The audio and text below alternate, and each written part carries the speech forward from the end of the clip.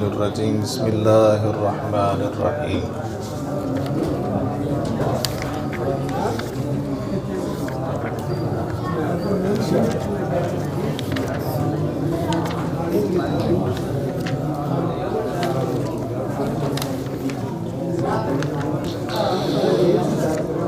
کل ہم نے لعان پڑھا تھا۔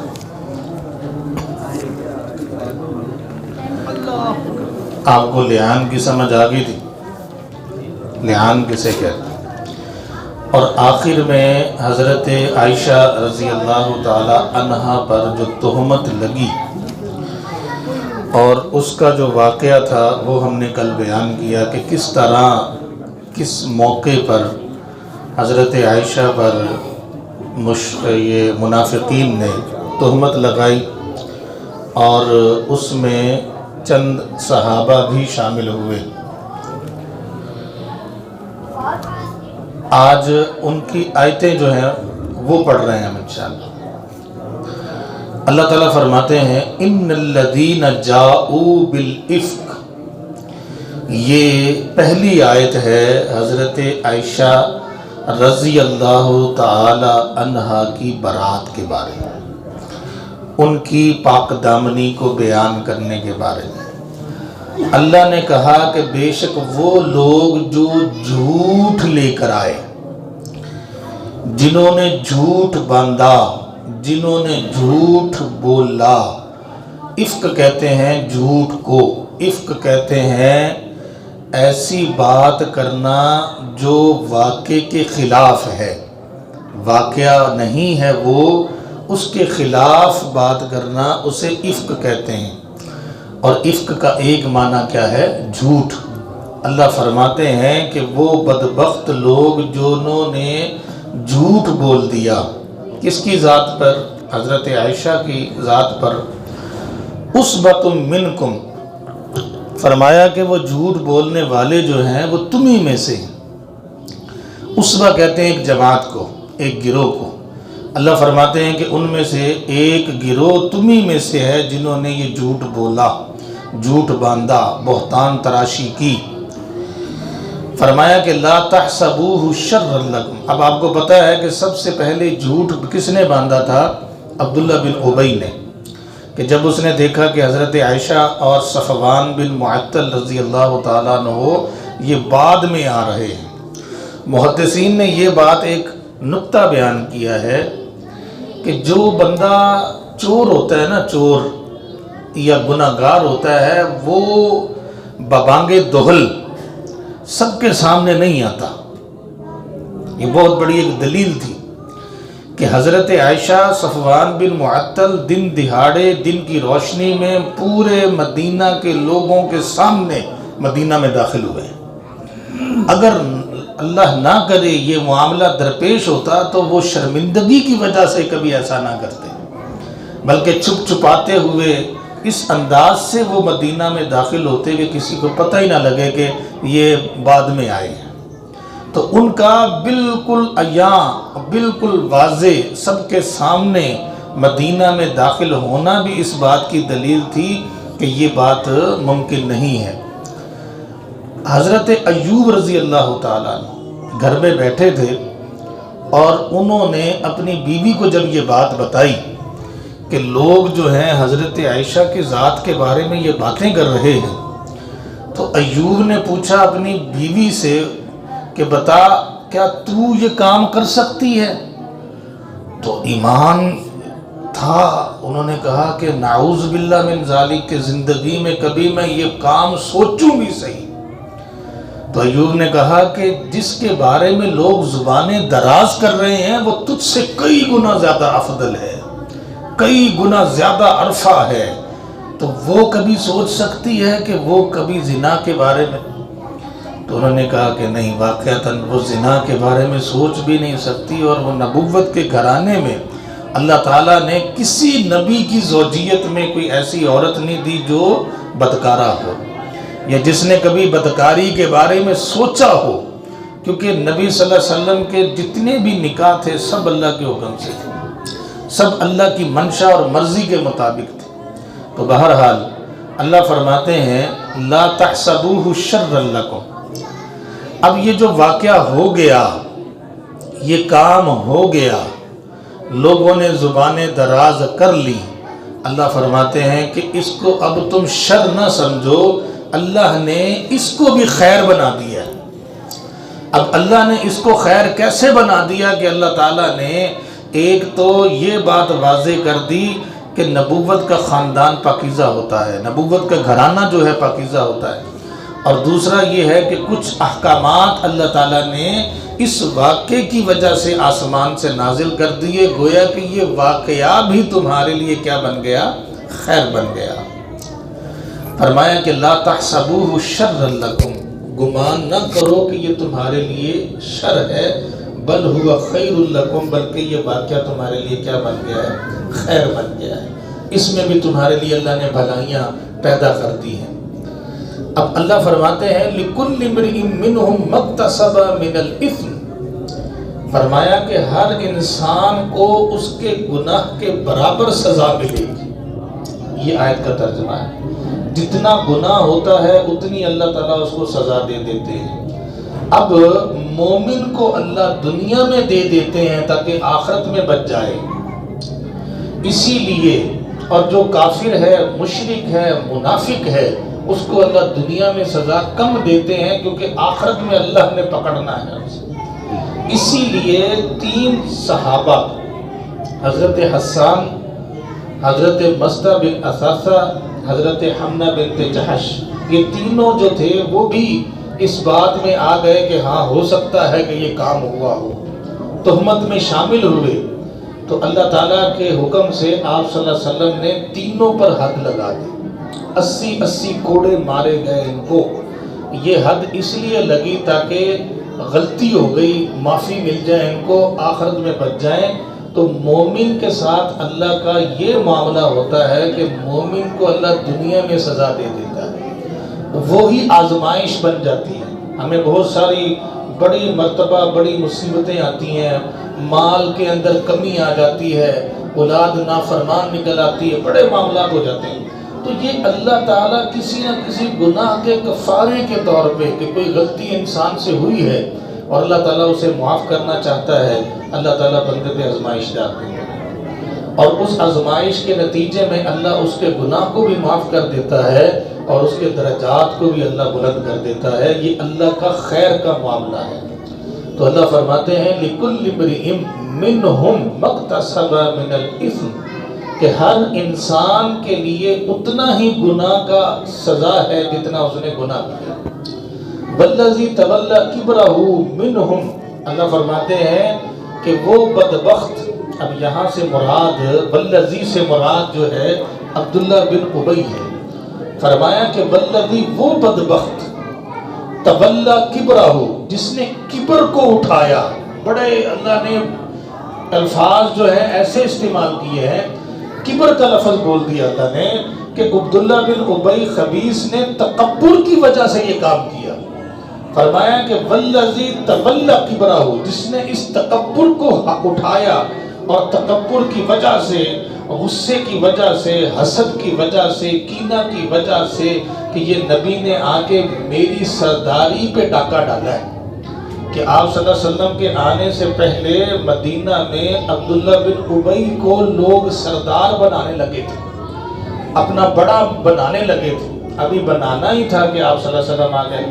جب آپ صلی اللہ علیہ وسلم آ گیا تو اس کی اجارہ داری ختم ہو گئی، اس کی سرداری ختم ہو گئی. تو اس تکبر یا غصے کی وجہ سے، حسد کی وجہ سے اس نے فوری طور پر یہ بات پھیلانی شروع کر دی. اچھا، اب اللہ نے کیا کہا، غور کیجئے. والذی تولا کبرہ، اللہ فرماتے ہیں جس نے تکبر کی وجہ سے یہ بکواس کی، لہو عذاب عظیم، اس کا نتیجہ جو ہے وہ بڑا عذاب ہے.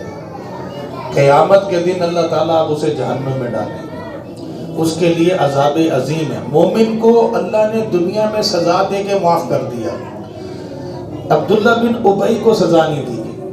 یہ بات قابل توجہ ہے کہ حضرت حسان پہ 80 کوڑے لگے، حضرت مصطح پہ 80 کوڑے لگے، حمنہ پہ 80 کوڑے لگے، عبداللہ بن ابی کو 80 کوڑے نہیں لگے. کیوں؟ اللہ نے اس کے لیے عذاب عظیم کا اعلان کر دیا کہ دنیا میں اس کو سزا نہیں دینی، میں آخرت میں دوں گا۔ تو یہ کتنی بڑی اللہ تعالیٰ کی طرف سے ایک غیرت سمجھ لیں۔ آپ صلی اللہ علیہ وسلم نے فرمایا کہ اللہ نے اپنی فطرت پر لوگوں کو پیدا کیا ہے، اپنی فطرت پر اللہ نے اپنی فطرت پر لوگ، اور آپ صلی اللہ علیہ وسلم نے فرمایا کہ اللہ کی فطرت میں حیا شامل ہے، اللہ تعالیٰ با حیا ہے، یہ اللہ کی فطرت ہے، اور یہی فطرت انسان کے اندر بھی اللہ نے داخل کی ہے کہ انسان میں حیا ہے، اس کی فطرت کا حصہ ہے کہ بندہ با حیا رہتا ہے۔ لیکن فرمایا کہ جب انسان کی حیا ختم ہو جاتی ہے تو فسنا معاشیت، پھر جو مرضی کرتا رہے، ننگا ہو کے بازاروں میں پھرے، اسے کوئی پرواہ نہیں۔ تو یہ یہاں تک بات سمجھ آئی آپ کو کہ اس آیت میں اللہ نے 3 باتیں بیان کی۔ اللہ نے کہا کہ یہ واقعہ تم شر سمجھ رہے ہو لیکن اللہ نے اسے بھی خیر بنا دیا، ایک بات۔ دوسری بات اللہ نے کہا کہ جھوٹ باندھا گیا، جھوٹ، اللہ نے ڈائریکٹ کی بات ہی جھوٹ کی کر دی نا۔ اللہ نے کہا کہ یہ جو بات ہے یہ جھوٹ ہے، تو پاکیزگی آ گئی، سمجھائی بات کی کہ جو تہمت لگائی گئی وہ جھوٹ ہے، تو گویا کہ یہ بات غلط ہے، حضرت عائشہ کیا ہے؟ پاک ہے۔ اس کے بعد اللہ نے کہا کہ جتنا کوئی گناہ کرتا ہے اتنا ہی اس کی سزا اللہ اس کو دیتا ہے، اور اس کے بعد اللہ نے کہا کہ جس شخص نے تکبر کی وجہ سے یہ بات پھیلائی ہے اس کے لیے اللہ تعالیٰ نے بہت بڑا عذاب تیار کر رکھا۔ اگلی آیت میں اللہ فرماتے ہیں، اس کا ترجمہ پہلے میں سمجھا دیتا ہوں۔ اللہ فرماتے ہیں کہ مومن آدمی یا مومن مرد یا عورت جب اپنی ذات کے بارے میں انسان سوچتا ہے نا تو اچھا سوچتا ہے۔ جب بھی آپ اپنے بارے میں سوچیں گے اچھا سوچیں گے، اپنے آپ کو نقصان پہنچانا نہیں چاہیں گے۔ اور اگر آپ اپنے بارے میں یہ سوچتے ہیں کہ لوگ میری عزت کریں، لوگوں میں میری عزت ہو، کوئی مجھے گالی نہ دے، کوئی مجھے تنگ نہ کرے، کوئی مجھے تکلیف نہ دے، کسی میں یہ جرأت، تو انسان اپنے لیے اچھا سوچتا ہے کہ میرے بارے میں کہ مجھے لوگ اچھی نگاہ سے دیکھیں، مجھے لوگ عزت کی نگاہ سے دیکھیں، میرے بارے میں کوئی مجھے گالی نہ دے، مجھے کوئی برا بھلا نہ کہے۔ تو اللہ فرماتے ہیں جب تم اپنے بارے میں یہ سوچتے ہو کہ اچھی نگاہ سے لوگ مجھے دیکھیں تو تم بھی لوگوں کو اچھی نگاہوں سے دیکھو۔ کسی کی عزت کو پامال کرنا یہ ویسے ہی حرام ہے، اور کسی مومن کے اندر عیب پایا بھی جائے تو شریعت کا مزاج یہ ہے کہ اس کو چھپانا چاہیے نہ کہ اس کو بیان کرنا چاہیے۔ یہ شریعت کا مزاج ہے کہ اگر کسی کے اندر ایک عبداللہ بن مسعود رضی اللہ تعالیٰ مسجد میں بیٹھے تھے، ایک آدمی آ گیا، اس نے کہا جی یہ فلاں بندہ نمازی تو ہے لیکن مجھے لگتا ہے شراب پیتا ہے، لگتا ہے شراب پیتا ہے۔ اب عبداللہ بن مسعود کے پاس وہ بیٹھا اور کہنے لگا اگر آپ اجازت دینا تو میں اس کی ٹو میں لگتا ہوں، اس کے پیچھے پیچھے رہتا ہوں، مجھے کسی نے بتایا ہے کہ یہ شراب پیتا ہے تو میں اس کی ٹو میں لگ کر اس کے اس عیب کو تلاش کرتا ہوں اور میں اس کو رنگے ہاتھوں پکڑوں گا اور پھر میں آپ کے پاس لے کر آ جاؤں گا۔ عبداللہ بن مسعود نے سختی سے ڈانٹ دیا، کہا یہ حرام ہے، کسی مسلمان کی عزت کو پامال کرنا حرام ہے۔ اگر اس کے عیب پہ اللہ نے پردہ ڈالا ہے تو تو کون ہوتا ہے اس پردے کو عیاں کرنے والا؟ رخ دیا کہ تو نے اس کی ٹو میں نہیں لگنا، لا تجسسو، اللہ نے قرآن میں کہا کہ کسی مسلمان کے لیے جائز نہیں ہے کہ جاسوسی کرے۔ ہو سکتا ہے کہ اللہ اسے توبہ کی توفیق دے اور تجھ سے بڑا متقی بن جائے، تجھ سے بڑا پرہیزگار بن جائے، تجھ سے بڑا اللہ سے ڈرنے والا بن جائے، تو کسی انسان کو حقیر نہیں جاننا چاہیے اور اس کے عیبوں کو تلاش کر کے عیب نہیں بیان کرنا چاہیے۔ تو اللہ نے کہا لولا اذ سمعتموہ، اللہ فرماتے ہیں کہ ایسا کیوں نہیں ہوا، لولا کا ترجمہ ہے ایسا کیوں نہیں ہوا، ایسا کیوں نہیں ہوا، اس سمعتموہ، جب تم نے یہ بات سنی۔ اب صحابہ کو اللہ ڈانٹ رہے ہیں، اللہ فرماتے ہیں کہ لولا، ایسا کیوں نہیں ہوا، اس سمعتموہ، کہ جب تم نے یہ بات سنی۔ اب یہاں پہ درمیان میں ایک ٹکڑا جوڑا ہے اللہ نے، ظن المومنون والمومنات بانفسہم خیرا، فرمایا کہ مومن مرد یا مومن عورتیں اپنے بارے میں تو اچھائی چاہتے ہیں۔ خیرہ کا مطلب ہے کہ مومن مرد یہ چاہتا ہے کہ مجھے لوگ اچھا کہیں، مومن عورت یہ چاہتی ہے کہ مجھے لوگ اچھا کہیں، میرے بارے میں لوگوں کے خیالات اچھے ہوں، مجھے کوئی انگلی اٹھا کر بات کرنے والا نہ ہو۔ تو اللہ فرماتے ہیں کہ وَقَالُوا هَذَا إِفْكٌ مُبِينٌ، پھر تمہیں یہ کہنا چاہیے تھا کہ یہ واضح جھوٹ ہے، یہ بات بالکل غلط ہے، یہ بہتان عظیم ہے۔ کیوں کہنا چاہیے تھا؟ اس کی دو وجوہات ہیں۔ نمبر ایک کہ عائشہ مومن تو تھی نا، تو مومنہ کے بارے میں کوئی بات کرتا ہے، یہ بھی شریعت کا اصول ہے، کسی مومن بھائی کی پیٹھ پیچھے کوئی بات کرتا ہے اس کے منہ پہ تماچا دو، یعنی اسے سمجھاؤ کہ یار تو میرے بھائی کی عزت کو پامال نہ کر، غیبت نہ کر، چغلی نہ کر، اور اس کے بارے میں کوئی بات نہ کر، اگر اس میں عیب ہے تو بھائی اس کے منہ پہ جا کے سمجھا دے، یا اس کو بتا بھائی کہ یار تیرے اندر یہ عیب ہے تو اس کو ختم کرنا چاہیے۔ یہ ہے اصلاح کا طریقہ۔ یہ غلط بات ہے کہ آپ لوگوں کے پاس جا کر اس کی پیٹھ کے پیچھے اس کی برائیاں بیان کرتے پھریں اور اس کے عیبوں کو بیان کرتے پھریں۔ شریعت نے اس کو کیا کہا ہے؟ غیبت، اور اللہ نے کہا ہے یہ بندہ اپنے مردہ بھائی کے گوشت کو کھا رہا ہے، مردہ بھائی کے جسم کے گوشت کے ٹکڑے جو ہے یہ کھا رہا ہے کہ اپنے بھائی کی پیٹھ پیچھے کیا کر رہا ہے؟ غیبت کر رہا ہے۔ تو اللہ نے کہا کہ جب تم یہ دیکھو کہ مومن کی عیب جوئی ہو رہی ہے تو تم نے یہ فوری کہنا تھا یہ جھوٹ ہے، ایک بات۔ دوسری بات یہ ہے کہ جب تہمت لگی تو ان کو چاہیے تھا کہ 4 گواہ فوری پیش کرتے، جب 4 گواہ ہی نہیں تھے تو تمہیں کہنا چاہیے تھا کہ یہ جھوٹ ہے، اگرچہ سچ ہوتا لیکن پھر بھی تمہیں یہ کہنا چاہیے تھا یہ جھوٹ ہے کہ 4 گواہ موجود نہیں ہیں، تو اس لیے زنا کو ثابت نہیں کیا جا سکتا۔ آگے یہی بات اللہ نے آگے کہی، لولا جاؤ، ایک آیت پڑھتے ہیں پھر ہم بات کو یہ اختتام کی طرف لے کے جاتے ہیں۔ لولا جاؤ علیہ باربعۃ شہداء، اللہ فرماتے ہیں لولا، کیوں نہیں، لولا کیوں نہیں، جاؤ علیہ، یہ جو بکواس کرنے والے لوگ ہیں یہ کیوں نہیں لائے، کیوں نہیں لائے کیا؟ باربعۃ شہداء، 4 گواہ، یہ کیوں نہیں لے کے آئے 4 گواہ؟ ان کو چاہیے تھا کہ 4 گواہ لے کر آتے، اگر عائشہ پہ تہمت انہوں نے لگا دی تھی تو ان کو چاہیے تھا کہ 4 گواہ وہ لے کر آتے جنہوں نے اپنی آنکھوں سے دیکھا ہوتا کہ ہم نے دیکھا ہے کہ صفوان اور عائشہ نعوذ باللہ من ذالک زنا میں ملوث ہیں۔ تو اللہ نے کہا کہ لولا جاؤ علیہ، یہ کیوں نہیں لائے باربعۃ شہداء، 4 گواہ، فَإِن لَّمْ يَأْتُوا بِالشُّهَدَاءِ، اب اگر وہ گواہ لے کر نہیں آ سکے، گواہ لے کر نہیں آ سکے، فَأُولَٰئِكَ عِندَ اللَّهِ هُمُ الْكَاذِبُونَ، یہ اب اللہ کے ہاں جھوٹے ہیں۔ تو جو بندہ اللہ کے ہاں جھوٹا ہے تو تمہارے ہاں جھوٹا کیوں نہیں ہو سکتا؟ تمہیں بھی چاہیے تھا کہ تم بھی کہتے کہ یہ جھوٹ ہے، یہ بات اب اللہ کے ہاں جھوٹ ہے تو تمہارے ہاں بھی کیا ہونی چاہیے؟ جھوٹ۔ تو گویا کہ زنا جو ہے وہ گواہیوں سے ثابت ہوتا ہے، یا بندہ خود اقرار کر لے، یا حضرت عائشہ خود کہتی کہ ہاں یہ ہوا ہے، یا صفوان کہتے کہ ہاں ہوا ہے، پھر تو تھا کہ ثابت ہو گیا۔ اگر نہ عائشہ کو پتہ نہ صفوان کو پتہ، اب تہمت لگانے والے کے اوپر لازم تھا کہ 4 گواہ پیش کرے۔ اگر 4 گواہ نہیں پیش کوئی بندہ کر سکتا تو بندہ جھوٹا ہے، جھوٹ بولتا ہے۔ اب تشویش وہاں پیدا ہوتی ہے جب خامد بیوی کو دیکھ لے تو کیا کرے، اس کا حل بھی اللہ نے بیان کر دیا۔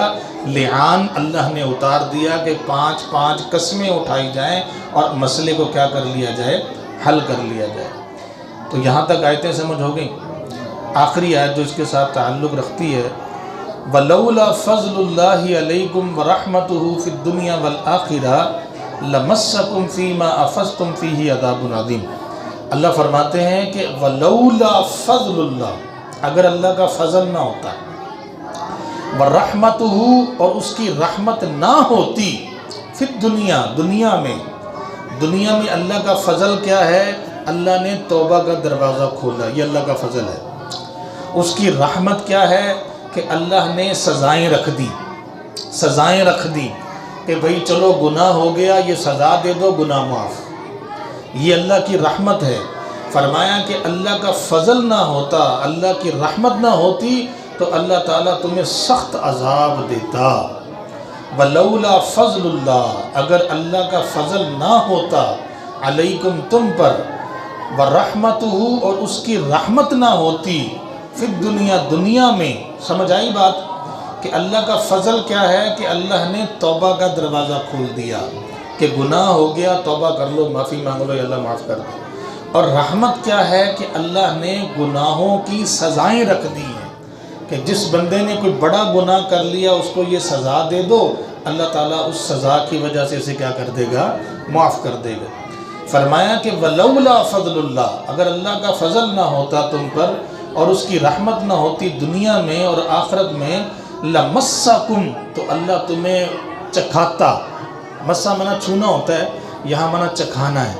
اللہ تمہیں چکھا دیتا، فیما افضتم، جو تم نے کیا، فیما افضتم، جو تم نے کیا، اللہ تمہیں چکھا دیتا عذاب عظیم، عذاب عظیم، بہت بڑا عذاب۔